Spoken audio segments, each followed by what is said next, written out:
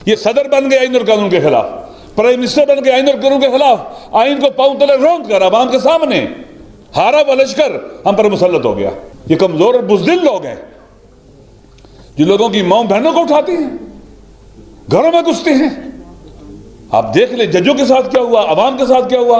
9 मई के बाद जो जुल्म शुरू हुआ, फिर वो अपनी इस पाकिस्तान की तारीख का, आमरों की तारीख का एक स्याह चैप्टर है। जब ये चीजें खुल के सामने आएंगी फिर पता चलेगी। बाजार पता है बूढ़ी खवातीन जेलों में है, 11-12 हजार नौजवान यंग बच्चे जिनका हमारे पाकिस्तान का फ्यूचर है वो जेलों में है, सियासी कैदी हैं, इन्होंने बंद किया हुआ है। हम किसी अवाम सिविलियन के लिए किसी मिलिट्री कोर्ट को कबूल नहीं करेंगे। काल का इरशाद है कुरान मजीद में कि इअदिलू अक़रबु लित्तक़वा, सारे अदल करो, सबको हुक्म है, ये तकवा के करीब तर है।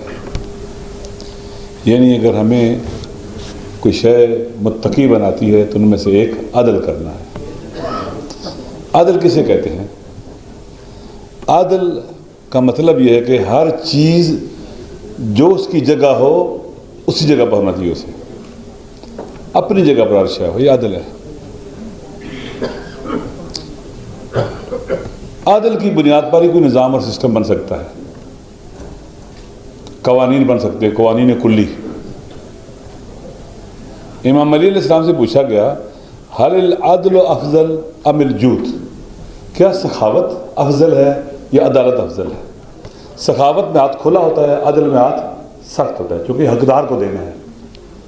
तो उन्होंने कहा कि इन्नल अदला अफजल मिनल जूद, अदल जो है, इंसाफ, ये सखावत से अफजल है। क्यों? लिअन्नल जूदा आरिदुन खासुन वल अदला साइसुन आमुन, क्योंकि सखावत की बुनियाद पर आप कोई सिस्टम नहीं बना सकते और आदल की बुनियाद पर एक निज़ाम आप खड़ा कर सकते हैं। अल्लाह ने हमें इंसानों को इस तरह से खल किया है कि हमने एक दूसरे के साथ जुड़ के रहना है, राब्ते में रहना है।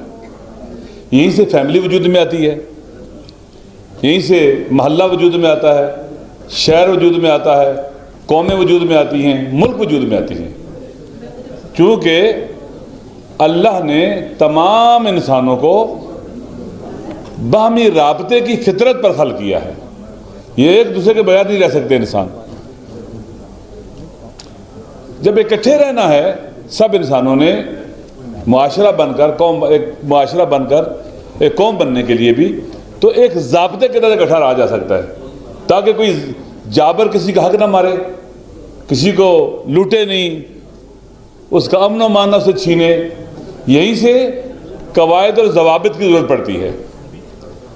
मॉडर्न दुनिया के अंदर अवाम की आरज़ुओं और मंगों को जो इकट्ठे रहना चाहते हैं उनको मद्देनज़र रखते हुए आइन बनाया जाता है, जिसमें उनकी तहजीब को, तमद्दुन को, उनकी आइडियोलॉजी को, उनके अफकार को, नज़रियात को, उनकी आरज़ुओं को, उमंगों को, ज़िंदगी के आदाफ को एडजस्ट किया जाता है और एक आइन वजूद में आ जाता है। एक डॉक्यूमेंट है जिसकी बुनियाद पर एक मुल्क में बसने वाले, एक इलाके में बसने वाले लोग इकट्ठे रह सकते हैं। ये एक सोशल कॉन्ट्रैक्ट बन जाता है। अब सोशल कॉन्ट्रैक्ट जो तमाम के तमाम सोसाइटी के अंदर जो अक़वाम है, अफराद है, इकाइयाँ हैं, उनके दरमियान उनकी आरज़ुओं के मुताबिक ये मुक़द्दस है, बहुत अहमियत का हामिल है। आपने अगर एक डॉक्यूमेंट पर साइन कर दिए, यानी अपनी आपने ज़ात को, अपने वजूद को गिरवी रख दिया वहाँ पर, तो आइन इस कदर अहम है जिसकी बुनियाद पर हम इकट्ठे रह सकते हैं। आइन की हिफाजत क्यों? इसलिए कि आइन ही हमें इकट्ठा रख सकता है, आइन ही हमें कौम बना सकता है। आइन की रोशनी में ऐसी कानून साजी की जा सकती है जिसके जरिए मुल्क चलाया जा सकता है। आइन का शेल्टर उसके ऊपर है। लेकिन पाकिस्तान बदकिस्मती से क्या हुआ कि इस वक्त पूरी दुनिया को सामने रखे बड़े बड़े आइन शिकनों ने आकर पाकिस्तान के आइन को तोड़ा, यानी पाकिस्तान की रियासत पर, पाकिस्तान के अवाम की आरज़ुओं और मंगों पर हमला करते रहे। पाकिस्तान टूट गया। अब बाकी बंदा पाकिस्तान के पीछे लगे हुए हैं, कहते हैं हम आइन को सबसे ज्यादा जानते हैं। यह आइन की मजलूमियत है। जिसको आइन के ताबे होना चाहिए वो आइन के ऊपर सवार हो जाता है। ये आइन मजलूम है हमारे वतन का, इसको एक बेफायदे से डॉक्यूमेंट समझा जाता है। जो भी आइन से मावरा कदम उठाता है वो पाकिस्तान का भी दुश्मन है, पाकिस्तान के अवाम का भी दुश्मन है। उसे उसकी जगह पर बिठाना चाहिए। कानून की अमलदारी के बगैर आप कैसे अदल इंसाफ ला सकते हैं? जुल्म होगा, अमन अमान नहीं होगा, फिर कच्चे के डाकू और पक्के के डाकू हो जाने सारे, कोई फर्क नहीं है। वो भी डाकू, ये भी डाकू, वो कच्चे के, ये पक्के के हैं। लाकानूनियत कच्चे और पक्के के डाकू पैदा करती है। आइन से मावरा जब कदम उठाए जाते हैं तो कच्चे और पक्के के डाकू पैदा होते हैं। कच्चे के डाकू छोटे हैं और जुर्म देखा जाए तो बड़ा जुर्म पक्के के डाकुओं का है। दोस्तों, वक्त आ गया है कि हम एक कौम बने, एक पाकिस्तानी कौम। पाकिस्तानी कौम हमें हमारा आइन बना सकता है और कानून की अमलदारी बना सकती है। अभी जो कुछ 9 मई को हुआ, ये कि इसका बेनिफिशियरी कौन है? किसको फायदा हुआ 9 मई को?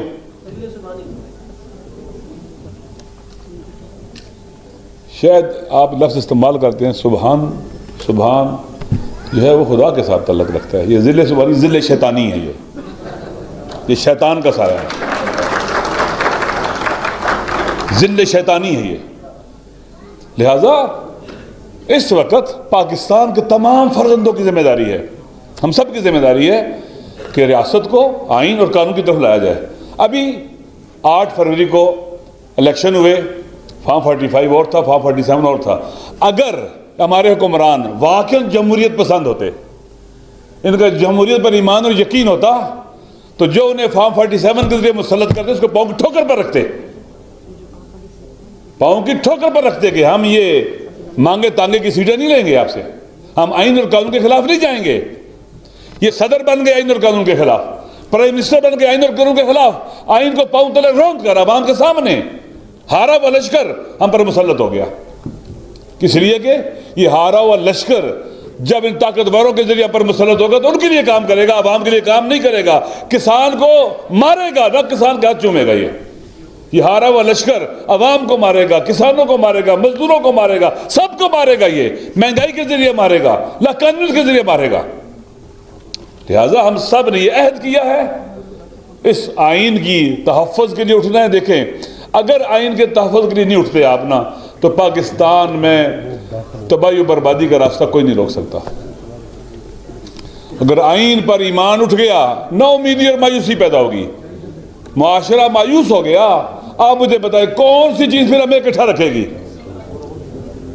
पहले ही हम एक कौम नहीं बन सके और बाकायदा अवाम का पैसा खर्च किया गया, फॉल्ट लाइन बनाएगी। बलोच है, पश्तून है, महाजिर है, सिंधी है, सराइकी है, पंजाबी है, गिलगिती है, बल्ती है, कश्मीरी है, शिया है, सुन्नी है। इन खूबसूरत इकाइयों को कांटों की शक्ल में डालने की कोशिश की गई। हम खूबसूरत गुलदस्ता बनना चाहिए था हमें, किसने नहीं बनने दिया। इन्होंने जो मावरा आइन कदम उठाते हैं, इन्होंने जो कानून को पांव तले रोकते हैं। हमने एक कौम बनना है, खूबसूरत कौम बनना है, जिसने पाकिस्तान को आगे लेके बढ़ना है। ये नहीं ले जा सकते ये जितने देखें, कहते हैं पाकिस्तान में एग्रीकल्चर को रवाज दिया जा रहा है और किसान को मारा जा रहा है। ये कौन सा एग्रीकल्चर को आप उठा रहे हैं और पाकिस्तान को बड़ा एशियाई टाइगर बनाने जा रहे हैं? किसानों को मारकर उनको लाठी चार्ज कर दिया। गंदम का कितना बड़ा फ्रॉड हुआ है। ये लाकानूनियत थी, ये धोखा था, ये फरेब था, ये लालच था, ये लूट मार थी।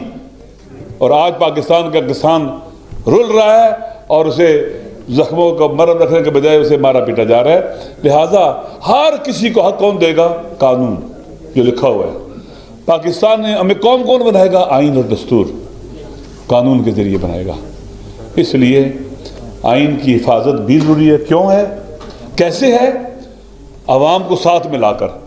हम किसी आमर को साथ मिलाकर आइन की हिफाजत नहीं कर सकते। अवाम को साथ मिलाकर, इस वतन के गैरतमंद बेटों को साथ मिलाकर, वो हमारे साथ होंगे, हम इकट्ठे होंगे, पाकिस्तान बच भी जाएगा, हम आगे भी बढ़ेंगे और इनसे हमें निजात मिल जाएगी।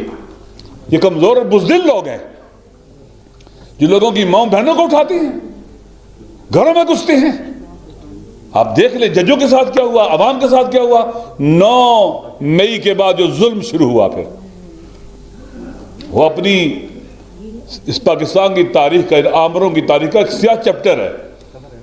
जब ये चीजें खुल के सामने आएंगी फिर पता चलेगी। बाजार पता है, बूढ़ी खवातीन जेलों में है, 11-12 हज़ार नौजवान यंग बच्चे जिनका हमारे पाकिस्तान का फ्यूचर है, वो जेलों में है, सियासी कैदी हैं, इन्होंने बंद किया हुआ है। हम किसी अवाम सिविलियन के लिए किसी मिलिट्री कोर्ट को कबूल नहीं करेंगे। पाकिस्तान का इनके मावरा ये सारा का सारा।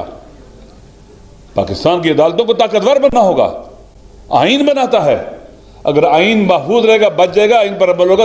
अदालतों जजेस का ये हाल नहीं होगा जो आज हुआ है। और एक आखिरी बात, मैं मुताला पॉलिटिकल साइंस पढ़ता रहता हूँ, IR भी पढ़ता हूँ। तमाम की तमाम बुराइयों की जड़ पावर पॉलिटिक्स है। सियासत की डेफिनेशन क्या करते हैं पावर पॉलिटिक्स वाले, कि इक़्तिदार के हुसूल की जद्दोजहद का नाम क्या है, सियासत। इस पावर पॉलिटिक्स की कोख से फिर औनियत जन्म लेती है। हर हाल में इक़्तिदार चाहिए मुझे, नमरूदियत, यजीदियत, ये अमरियत पावर पॉलिटिक्स है। जैसे भी मिले हमने लेनी है। आप देख लें, ये जो पार्लियामेंट के अंदर प्राइम मिनिस्टर बन के बैठा है, ये पावर पॉलिटिक्स का नतीजा है। जो सदर बैठा है, ये पावर पॉलिटिक्स का नतीजा है। हर हाल में इक़्तिदार लूटा जाता है, पैसे दिए जाते हैं, रिश्वतें दी जाती हैं, सारा कुछ होता है ऐसे। सीटें बिकती हैं, पैसे देते हैं। जो पैसे दे के कैंडिडेट बन रहा है वो पावर पॉलिटिक्स का आदमी है, वो अवाम का नुमाइंदा नहीं है। वो पाकिस्तानी कौम और मिलत को आगे ले जाने के लिए नहीं है, वो अपने लिए आया है। वो लुटेरा है, डाकू है, राजन है। इस पावर पॉलिटिक्स, वो 25 लोग जो गए थे, बिके थे, कौन थे वो? पावर पॉलिटिक्स की वजह से हुआ। पैसे लिए, बिक गए, लालच मिला, बिक गए, और एक स्टेबल हुकूमत गिरा दी उन्होंने और मुल्क को बहरान का शिकार किया है। आखिरी बात, अमेरिका की जो जियो पॉलिटिक्स है साउथ एशिया के अंदर, वेस्टर्न एशिया में क्या है जो जियो पॉलिटिक्स है, इजराइल को ताकतवर बनाना है, बहुत बड़ा, और अतराफ के ममालिक को कमज़ोर करना है, एनर्जी के ज़खायर पर कब्जा करना है, सदियों अपनी एम्पायर को जो हेजमोनी इसको बाकी रखना है। बड़े सगीर में क्या है? बड़े सगीर में मेरे साथ इख्तिलाफ भी रख सकते हैं, इंडिया अमेरिका का इसराइल है। वो इसे बहुत ताकतवर बनाना चाहता है, और पाकिस्तान जो 26 करोड़ आवाम का एटमी मुल्क है, ये पावर को बैलेंस रख सकता था इस रीजन के अंदर। इसे कमज़ोर किया जा रहा है। ताकतवर होगा, श्रीलंका को सपोर्ट हो जाएगी, अगर प्रेशर आएगा कहीं से, नेपाल को हो जाएगी, बांग्लादेश को हो जाएगी, और मालक हो जाएगी। अगर पाकिस्तान कमज़ोर हो गया, अल्टीमेटली फ़ायदा किसको होगा? अमेरिका की हेजमोनी को। CPEC बंद हो जाएगा, पता नहीं क्या, पाकिस्तान के ताल्लुकात अफ़गानिस्तान के साथ ख़राब हो जाएं, चीन के साथ ख़राब हो जाएं, और ईरान के साथ ख़राब हो जाए, हमसाया ममालिक के साथ ख़राब हो जाए, पाकिस्तान आइसोलेटेड हो जाए, तनहा हो जाए, इररेलेवेंट हो जाए। अभी हो चुका हुआ इररेलेवेंट, इसकी कोई हैसियत नहीं अभी इस दुनिया के तहव्वुलात के अंदर। लिहाजा अगर हम चाहते हैं कि साउथ एशिया तरक्की करे, आगे बढ़े, बल्कि एशिया, पाकिस्तान को ताकतवर बनाना बहुत ज़रूरी है। इंडिया कमज़ोर पाकिस्तान से ऐसी बातें करेगा कि हमारे मुल्क के अंदर 20-22 बंदे मार देगा आके, गार्डियन में खबर आएगी, उनका वज़ीर दिफा तस्लीम करेगा, और हमारे हुक्मरान टस से बस नहीं होंगे। हमारे अवाम की जान माल की हिफाजत होगी। जैसे इसराइल मारता है, तराफ के ममालिक में हमले करता है, जहाज़ों से मारता है, दहशतगर्दी करवाता है, इंडिया यही करेगा। यहाँ पर कमज़ोर की कोई हैसियत इस दुनिया के अंदर। ये दुनिया पावर पॉलिटिक्स वालों की दुनिया है। यहाँ अगर अमन चाहिए, ताकतवर रहना होगा। ये दुनिया मैदान है जंग का, और अगर किसी को अमन चाहिए तो ताकतवर बनना होगा। कमज़ोर रहना गुनाह भी है और जुर्म भी है, और ताकतवर होने के लिए आइन की तहफ़्फ़ुज़ ज़रूरी है, आइन की सरबुलंदी ज़रूरी है, और कानून की अमलदारी लाजिम और ज़रूरी है। वगरना हम बहुत कमज़ोर हो जाएंगे, और फिर हम दुनिया के अंदर शर्मिंदा रहेंगे, जलील रहेंगे, पस्त रहेंगे। खुदावंद मुताल हमें उस दिन से बचाए। हम एक बावकार कौम हैं, बावकार कौम बनेंगे, तरक्की करेंगे, आगे बढ़ेंगे। रास्ता आइन और कानून का है। इंशाअल्लाह हम इस रास्ते पर अपने वतन की खातिर, अहले वतन की खातिर, पाकिस्तान की खातिर, इस पूरे रीजन की खातिर आखिर दम तक डटे रहेंगे। वस्सलामु अलैकुम वरहमतुल्लाहि वबरकातुहू। सबका